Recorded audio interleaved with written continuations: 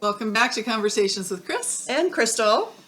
And today we're talking about how draining it is to have to do everybody else's job for them. Yes. Because we've experienced that, I'm sure you have too, where you call somebody and say, I need this, and they'll say, well, you need to call this person or you need to go there, instead of taking ownership and doing what they're supposed to do. Yeah, and helping you with it. Yeah. It's I have that lovely conversation with the VA, Veterans Administration. My husband is a vet, and there's a website that you can sign up for so that you can connect with the doctors there, you can connect with the pharmacists, you can, write in there everything that you need to know about, like my husband's situation, his health situation and whatnot. And so you can look there. And so I, said, okay, I'll go ahead and sign up for that. And I got in and I was working with an advocate here in Phoenix. And she said, well, now you need to call out to Virginia and tell them that you need to move up one level so that you can get more information. You're only in the primary. We need you in the secondary area. So to call them and have them move you to that. I said, okie dokie. So I call up, and of course you're on hold with the VA for half an hour, 45 minutes at a time. So this is very time consuming. And so I'm get on the phone with them, and they said, well, you don't have what you need to do that. And I said, well, they told me over here, no, you don't have what you need. And so I called the advocate back, and again, waiting online forever. And then she said, oh, no, that's not true. She said, they're just lazy and they don't want to do their job. So call them back and ask for a supervisor to get that taken care of, because you are set up to do that. And I didn't. I thought, no, I don't need to do everybody's job. I shouldn't have to ask for a supervisor and complain that somebody isn't doing their job. Yeah. I mean, that's crazy. That is absolutely crazy. And so we don't have it. We don't have that. And in fact, every time I bring it up to any of the doctors over there, they just wipe it away like, oh, okay, fine. You don't have it. Okay. I don't think they have it either. They might not even know what you're talking about. I know, they might not. That's the truth. So it gets kind of frightening. But yeah, doing everybody else's job like that is just more than I want to. I'm sorry, I just don't have the time and the energy anymore. If I were 20, I'd probably be running circles around everybody. And I probably still do to a certain degree. But you'd still resent it, though. Yeah. Mm-hmm. Nobody wants to do somebody else's job. No, especially when it takes so much time and energy and effort, and you're really not exactly sure what you're doing. You haven't been trained in that area. Well, and when I was younger, I just accepted what people said and just, took it on myself. Mm-hmm, me too. But now as I've gotten older, and especially all the years I spent in the legal field, I'm like, you know what? This could be a problem down the road, so I'd better cover my behind. Mm-hmm. Mm-hmm. And I recommend, I don't care what age you are, always keep in the back of your mind, just because somebody says this doesn't mean it's not going to come back and bite you. Mm-hmm. So always make sure that you repeat back to them what they've said, or, tell them exactly what happened. Like in an example I'm going to give you now, the last job I had at the school that I worked at, I was told that, they had what they called duty. So you would have to be in a certain place before school started to monitor the kids or whatever. And I was told to be at this certain place between, between the corner of this one building and the corner of this other building. They didn't say like the southwest corner or whatever. They just said the corner. So I assumed. And a lot of people don't know the directions.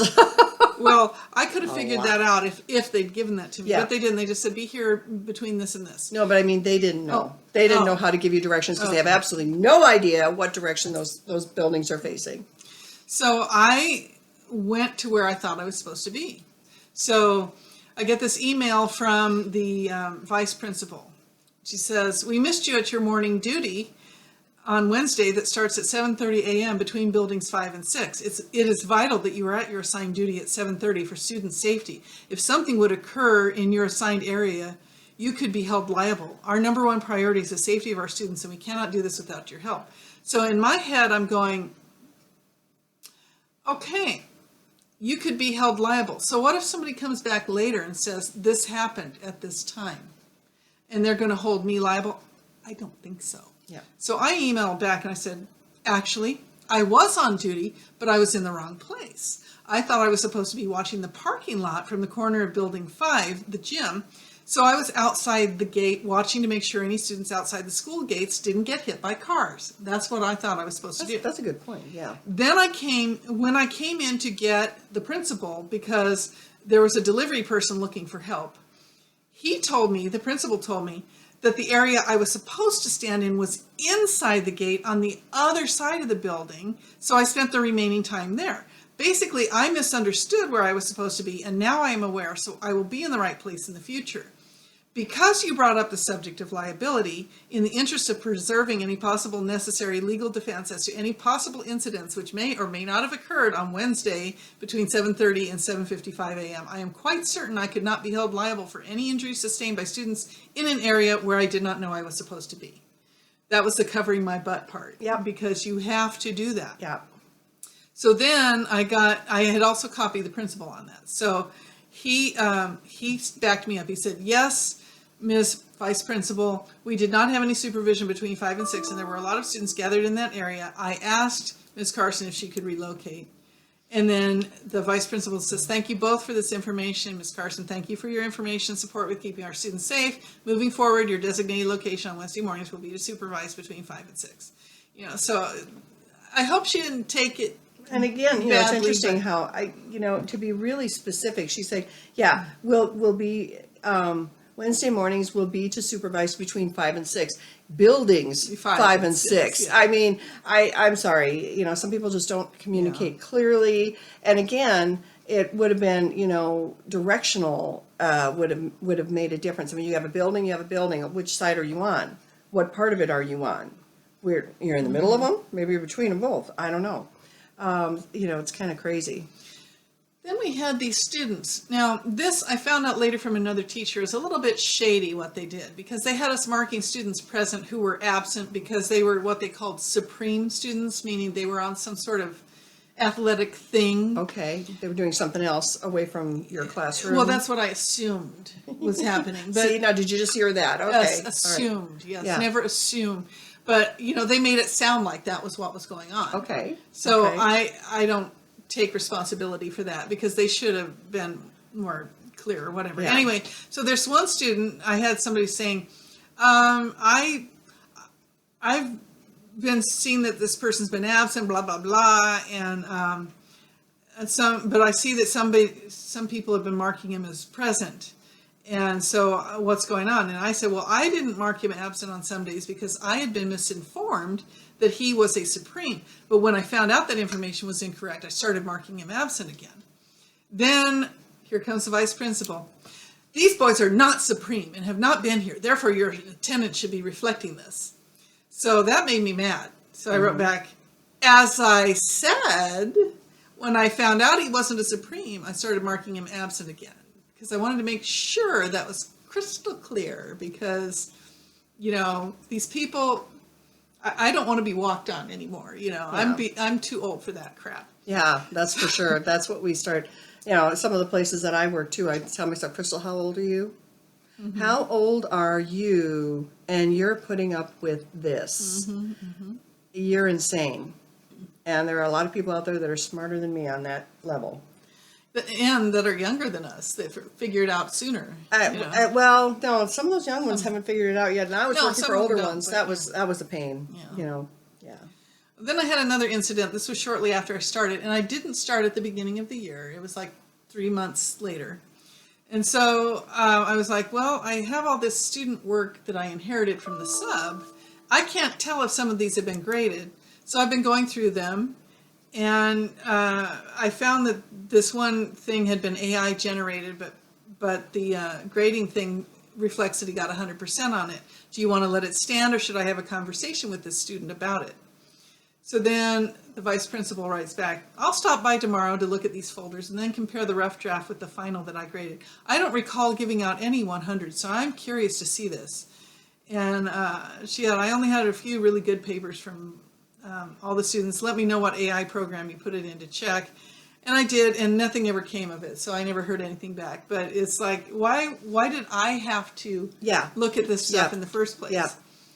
And then finally there was an incident about marking students tardy. You know what, I mean, just when you were saying that, that reminds me, I used to have a friend that was like a business coach for people, and I was working in an office. I had, my boss and I were in a department unto ourselves, and there were people in other departments, you know, around us, and she actually told me, you know, well, get those other people to do your work. I'm like, they're not in our department. Well, no, yeah, just go out there and have them do jobs for you, or have them figure something out for you, or, you know, and people do that. It's like, who are you people? Are you crazy? You know, I mean, you know, if I can't do my own job, Then what am I doing? yeah, with it? what am I doing here? You know, I mean, I realize delegation is good, but if I had people to delegate to within our division, that would make sense.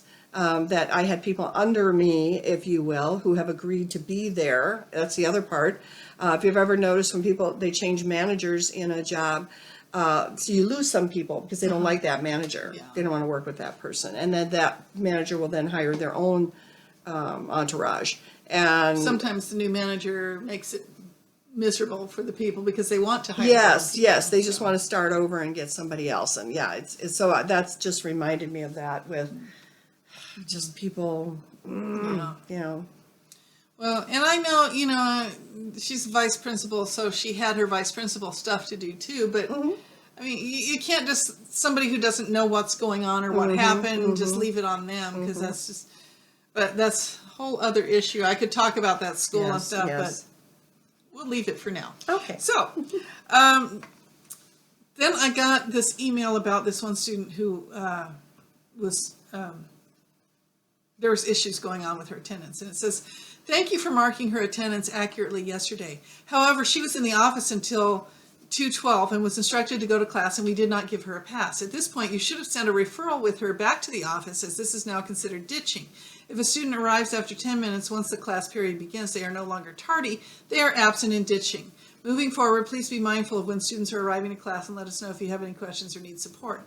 Okay, so to me, this says you had her at the office. You knew where she was. Yeah. You sent her to me, but since she wasn't there on time, I'm supposed to send her all the way back to the office to get a slip? Yeah.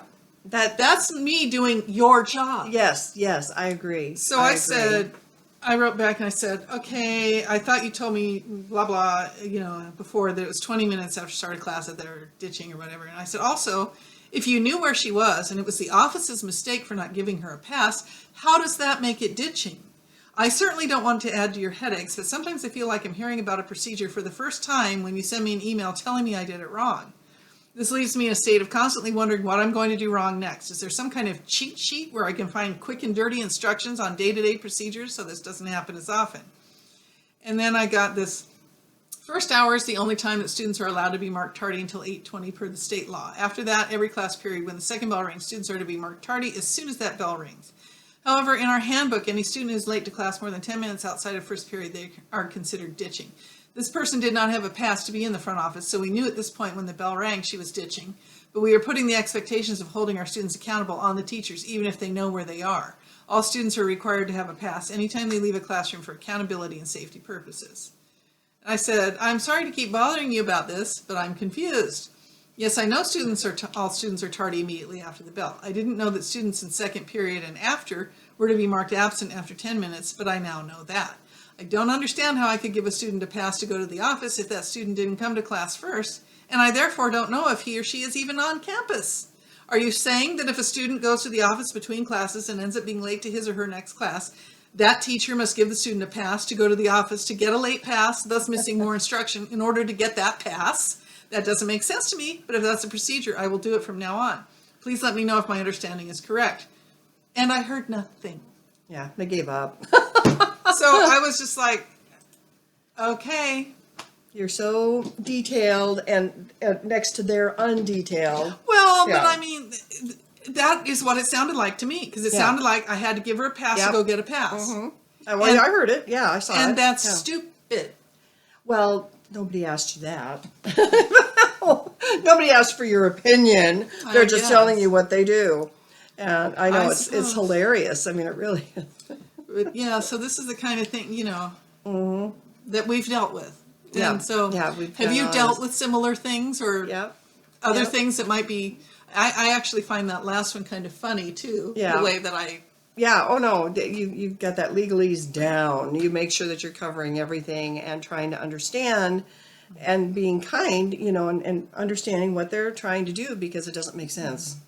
Could you do that with somebody? Could you say, since this doesn't make sense, does it make sense to you? it doesn't make sense to me. Yeah. Can Can you expound on the sensibility here? help me to understand? Yeah, that's it. Oh my goodness. I know. It's amazing. And this is also why I say I love the kids. Whenever I taught, it's the administration that'll give you the headaches. Yeah, Even yeah. when the kids don't behave, you know where you stand with them. Yeah. The administration is a whole other issue. Yeah, well, and that's the same in politics of the office, situation too. You have that, and if you're middle management, you'll go gray pretty quickly. Your hair will go gray because you're squished between the big guys and the little guys. Little guys are crying to you for help, and the big guys are going, make more, do better. Get them to do more, squeeze more out of them, and that is literally, kind of where you end up, and it's a terrible. You just got to laugh. You- Laugh you- or cry. You really do. You really do. And that's why I've had 32 jobs in 22 years because like I told one of the ladies at church, and I never got to clarify this with her, but I said, I'm a little smarter than the average bear. I don't know what it is, and you're doing the same thing. The people come at you with their thoughts and you go, okay, I can think of 20 other ways that could be done more efficiently right at this moment. And where are we? That ticks them off, but it happens. And what I forgot about with her when I was telling her this is what I did is I took a class in becoming an entrepreneur. I mean, I had no clue. This was never anything on my radar or anything like that. And I think I came out of there with being just a little dangerous, knowing just enough to be dangerous, but not to get everything that I wanted. I think they needed a class too. The second half of how to make that work. And I think that was, and part of it is thinking outside the box. Oh, yeah. Yeah, it's like, yes, there's thinking outside the box and here's all this bizarre stuff, but there's thinking outside your little box and realizing there's good sense here. Mm-hmm. And that's the other part. That's what you were running into, I think, with, people. I'm trying to clarify what your rules are. What are your thoughts? And then sometimes it's almost like you're being gaslighted there too, because it's like, well, do other people understand this and it's just me that's having the issue? Yeah. Am I losing Yeah. it? Yep. My favorite is, this is, rule number 34.2658 on page 10. And, and In the it's handbook, like, it states. but okay, you have a okay, so, but it's not interpreting well here. Yeah, the handbook states this, but what does that mean? Yeah. Yeah. It's like the fact that we have the fences around all of our houses. We all have fences. So yeah, we have the laws with the fences around everybody's yard. We all have like a 6-foot fence around everybody's yard. All of the housing communities all have a fence on each yard and around the whole community. Because that actually decides values for real estate. You could have poverty on the other side of that fence, but your values will be calculated based on what's within your fence. So there's a real estate thing. But we were just laughing because we all have these fences because it's required that by law from 1887. Yeah. Well, they said it's not necessarily required. It just says it's the livestock owner's responsibility to keep livestock off property, but the property owner needs to build a fence if they want the livestock Yeah, to so stay because out. it's a roaming, it's a roaming law. And so that, somebody else's livestock doesn't roam into your yard. And you were just looking, in 2024, there was something in Gilbert that said somebody's livestock roamed into somebody's backyard. Yeah, they said cows were going in there. Cows roam through Gilbert neighborhood laying waste, it said. It says, open range laws in Arizona allow cattle to roam free in rural spots.